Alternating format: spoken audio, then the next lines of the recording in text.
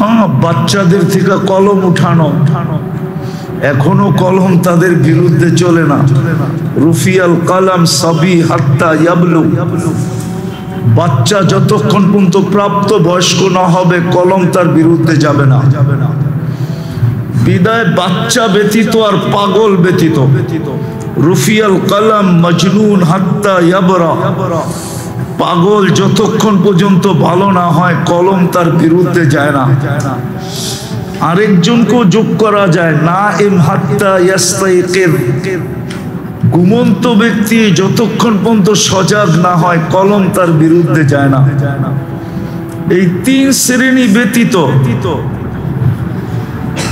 সবাই আমরা কদমে কদমে, শ্বাসে শ্বাসে আল্লাহর মুখাপেক্ষী।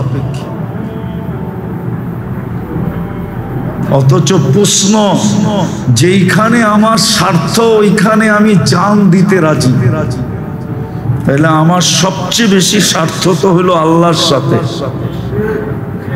ঠিক না? সত্য তো বুঝে আসতেছে বিবেকে ধরে? হ্যাঁ, কিন্তু এখানে এসব বিলকুল উল্টা। মানুষের কাছে স্বার্থ আছে তো সারা দিন দৌড়াইতে পারে, সারা দিন জুতা ক্ষয় করতে পারে, সারা দিন পিছে পিছে ঘুরতে পারে, সারা দিন মুখ দিয়া বলতে পারে ভাই আপনার জন্য জান পর্যন্ত দিয়া দিব। আচ্ছা মানলাম তুমি জান দিলা, তো তোমার স্বার্থ সিদ্ধি হবে কি করে? তুমিই তো নাই, স্বার্থ আর কিভাবে সিদ্ধি হবে? মানুষ যদি স্বার্থ সিদ্ধি করার জন্য সবকিছু বিলীন করতে পারে, তো সবচেয়ে বেশি স্বার্থ তো আমাদের আল্লাহর কাছে। আল্লাহ চাইলে হয়, নাইলে হয় না। আল্লাহ তো নিজেই বলছেন ওয়ামা তাশাউনা ইল্লা আইয়াশা আল্লাহ। তুমি দেওয়ালে মাথা মারতে মারতে ফাটায় ফেলতে পারো, কিন্তু আমরা না চাইলে কিচ্ছু হবে না। আবার আল্লাহ এটাও বলছে যে আমি কখন তোমার পক্ষে যাব। হাদিসে এটাও আছে কুল্লি কামা উরিদ আকুল্লাকা কামা তুরিদ, আমি যেমন চাই তেমন হও, তো তুমি যেমন চাবে আমি তেমন করব। কুল্লি কামা উরিদ আকুল্লাকা কামা তুরিদ,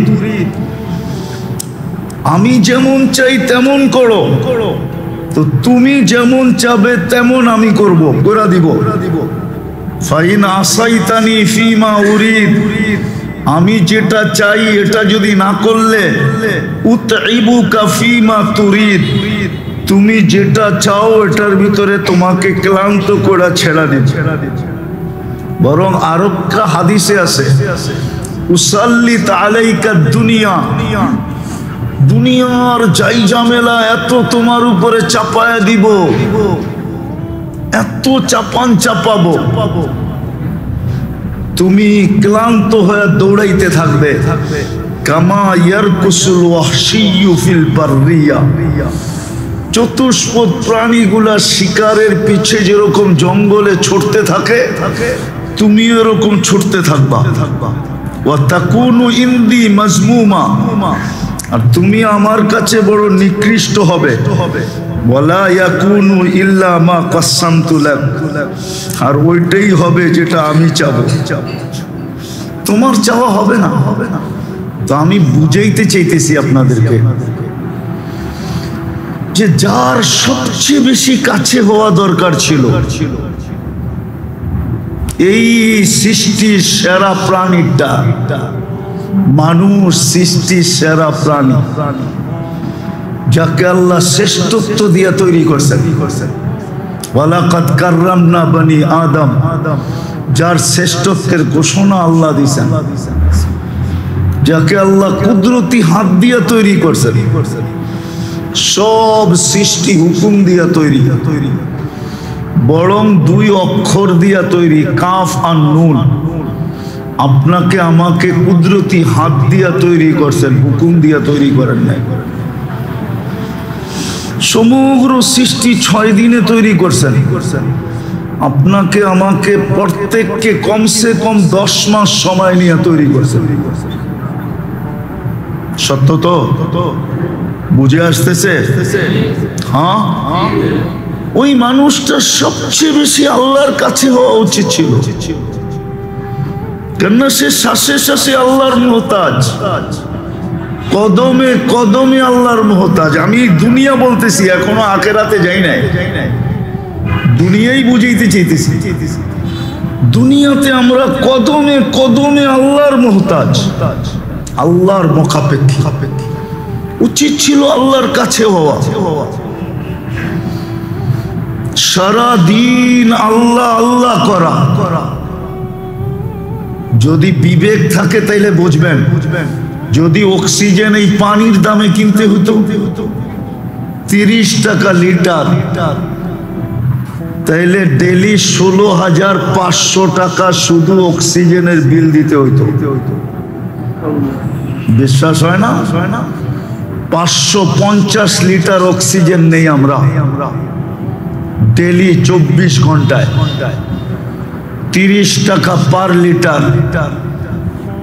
550-কে 30 দিয়া গুণ দেন, দেখেন 16,500 টাকা হবে পার ডে। মাসে 4,95,000 টাকা শুধু অক্সিজেনের বিল দিতে হইতো। ওটা বিনা পয়সায় আল্লাহ আমাদেরকে ডেলি দিতেছেন। ঢাকা শহর আপনাদের এই এলাকার ওয়েদার বলে না, পরিবেশ বলে না এখানের অক্সিজেন পিওর থাকবে। রাগ হয়ে গেলেন?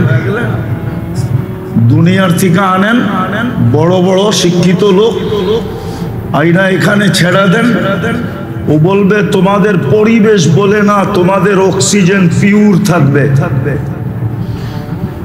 আর অক্সিজেন যদি পিওর না হইতো তাহলে কে বাঁচতেন? আরে বলেন না।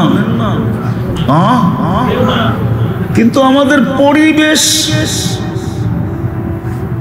পরিবেশ বলে অক্সিজেন দূষিত হওয়া দরকার ছিল, কিন্তু আল্লাহ কুদরত দিয়া পরিবেশকে পরিবেশের জায়গায় রাখছেন, আর অক্সিজেনের পিউরিটিকে তার জায়গায় রেখা ডেলি আমাদেরকে পিওর অক্সিজেন বিনা পয়সায় দিতেছেন। এই জন্য আমার কথা ছিল এটাই, যে যেই মানুষটা সৃষ্টির সেরা, সবচেয়ে বেশি বিবেক যাকে দিলেন, সবচেয়ে বেশি বুদ্ধি যাকে দিলেন, সবচেয়ে বেশি বিদ্যা যাকে দিলেন, মানুষের মতো বুদ্ধি আল্লাহ কাউকে দেন নাই। যদি দিত, শুধু কাল্পনিক কথা, এটা বিজ্ঞান এখনো প্রমাণ করতে পারে নাই, শুধু বলে এলিয়নরা আমাদের চেয়ে বেশি বুদ্ধিমান, শুধু বলে। আজ পর্যন্ত কোনো অকাঠ্য প্রমাণ দিতে পারে নাই বিজ্ঞান। পারছে নাকি? নাই এখানে শিক্ষিত লোক জেনারেল কেউ পারছে দিতে? হ্যাঁ, মানুষের চেয়ে যদি বুদ্ধিমান কেউ হতো তাইলে আমাজনের জঙ্গলের প্রাণীরাও আমাদের সাথে প্রতিযোগিতায় নামতো।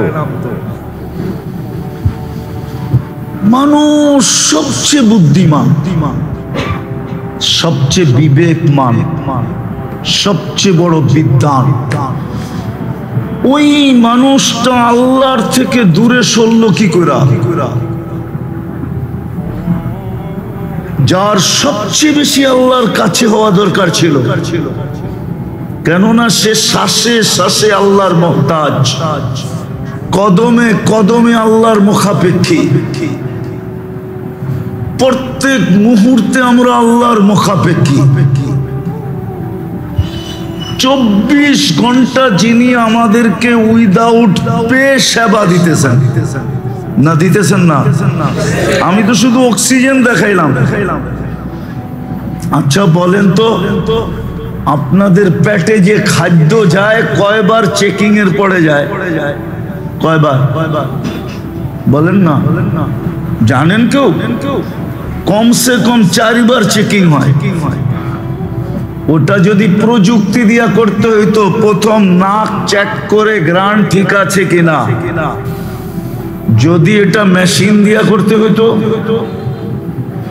তাইলে আপনাকে প্রতি বেলা পান করার আগে আগে হয়তো ঘরে মেশিন কিনতে হইতো, নাইলে প্যাথোলজি সেন্টারে যায়া লাইনে লাগাইতে হইতো। আমার পানিটা তাড়াতাড়ি চেক করে দাও, এটার গ্রান ঠিক আছে কিনা, আমি এখনই পিপাসায় মরতেছি। আপনাকে কত লম্বা সিরিয়ালে দাঁড়াইতে হইতো। এটাই তো কোরআন বলে আফালা তুবসিরুন আফালা তাকিলুন। তোকে কি বিবেক বুদ্ধি দেই না? একটুও ভাবিস না? নাক তো শুনতে দেরি, সাথে সাথে রেজাল্ট দিতে দেরি করে না, গ্রান ঠিক আছে। তারপরে জিহ্বা স্বাদ চেক করে, স্বাদ ঠিক আছে কিনা, দ্বিতীয় চেকিং। যদি এই 60টা মেশিন দিয়ে চেক করতে হইতো, কি পেশাব পায়খানা মনে হয় টেস্ট করেন না কখনো, ঠিক না? আজ পর্যন্ত করছেন দুই একবার পেশাব পায়খানা টেস্ট? না না, ওনারে জিজ্ঞেস করছেন দুই একবার? যদি প্রত্যেক দিন 7 চেক করতে হইতো, তাহলে কয় টাকা দিতে হইতো? কত বড় সিরিয়ালে দাঁড়াইতে হইতো? হ্যাঁ, প্যাথোলজি সেন্টার ওয়ালাদের কেমন পোয়া বারো হইতো। পোয়া বারো বোঝেন? জিহ্বা তো টাচ করতে দেরি, সাথে সাথে বলতে দেরি করে না, স্বাদ ঠিক আছে। স্বাদ না ঠিক না থাকলে বলে ঠিক নাই, বাহিরে করো, যাবে না ভিতরে। তৃতীয় দাঁত চেক করে পাথর জাতীয় কণা জাতীয় কিছু গেল কিনা। প্রথম কামড়ই এটা চেক করে বাইর করে দেয়, না এটা পেটে যাবে না, বাইর করো। এটা যদি বাছাই করতে হইতো মেশিন দিয়া, আরে কোরআন তো এটাই বলে আফালা তাকিলুন। একটু কি বিবেক দিয়া ভাবো না? আফালা তুবসিরুন, একটু কি চোখ দিয়া দেখো না? এত বড় বিবেক দিলাম। চতুর্থ চেকিং আবার জিহ্বা করে, চুল জাতীয় আঁশ জাতীয় কিছু ভিতরে ঢুকলো কিনা। জিহ্বা ওইটাকে বাহির করে দেয়, ভিতরে যাইতে দেয় না।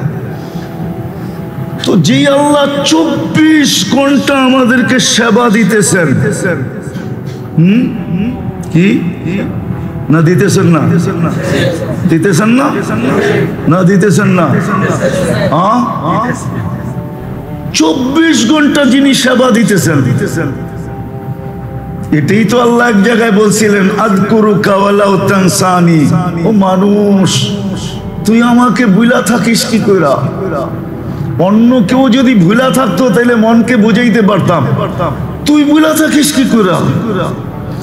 তোকে তো 24 ঘন্টা আমি চোখে চোখে রাখি, 24 ঘন্টা আমি তোকে সেবা দেই, 24 ঘন্টা তোকে আমি স্মরণ করি।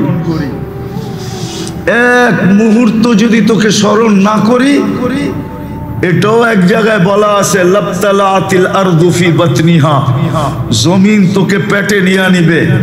লা আগরাকাতিল বাহরু ফি কারিহা, সমুদ্র তোকে তলদেশে নিয়ে নিবে। লা আহলাকাতিল মালাইকা, ফেরেশতা তোকে ধ্বংস করে ফেলবে। কিন্তু পারে না তো, আমার জন্য পারে না। আরে হাদিসের অংশ বলতেছি, আল্লাহ বলে আমি সবাইকে বলে রাখছি, ইন কানা আবদুকুম ফাশানুকুম বি, বান্দা যদি তোমাদের হয় তো যার যা মনে চায় তা করতে পারো। ইন কানা আবদি, যদি বান্দা আমার হয়, খবরদার যদি কেউ চোখ উঠায় দেখলা। বরং আমি অপেক্ষায় আছি, ইন আতানি লাইলান কাবিলতু, রাত্রে যদি ফিরে আসে তো আমি বুকে চড়ায় নিব। ইন আতানি নাহারান কাবিলতু, দিনে যদি ফিরে আসে তো আমি বুকে জড়ায় নিব। আমান আযামু মিন্নি জুহুদাম ওয়া কারামা, আমার চেয়ে বড় দাতা কে আছে? তো কথা শুরু ছিল যদিও মানুষের স্বভাব যার সাথে স্বার্থ তার পিছে সারাদিন ঘুরতে দ্বিধা করে না, কিন্তু একমাত্র রয়ে গেল আল্লাহ, যাকে সবচেয়ে বেশি কাছে করা দরকার ছিল, সবচেয়ে বেশি যার কাছে হওয়া দরকার ছিল, যাকে সবচেয়ে বেশি সঙ্গে নেওয়া দরকার ছিল, যার সঙ্গে সবচেয়ে বেশি হওয়া দরকার ছিল, যার তালাশে 24 ঘন্টা বিলীন করা দরকার ছিল, শ্বাসে শ্বাসে যাকে ডাকার দরকার ছিল, যিনি অস্তিত্ব দিল, শুধু অস্তিত্ব দিল না, সৃষ্টির ভিতরে সবচেয়ে সুন্দর করে সাজাইল। একটা উদাহরণ দিলে বুঝবেন কিনা জানি না। কারিগর কখনো কখনো কোনো জিনিস বানাইতে বানাইতে একটা এমন সুন্দর হয় যে কারিগর নিজেই অবাক হয়ে যায়, এত সুন্দর হইল কি করে।